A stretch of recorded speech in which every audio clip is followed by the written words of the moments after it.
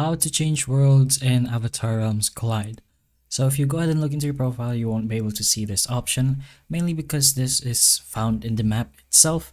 So what you're gonna have to do is unlock the actual map feature throughout the game. So if you made a new account, level up a little bit until you have reached to the map. So once you're there, which should be done by the actual city upgrade, just go ahead to your map and then zoom out. Once you zoom out, even more than this, you'll be able to get the world list options in the bottom right corner.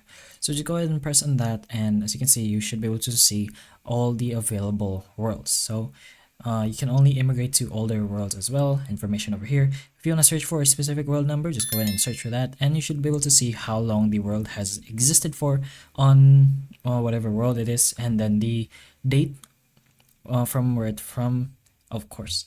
So just go ahead and take a look at the world you want. So there are immigration rules as well.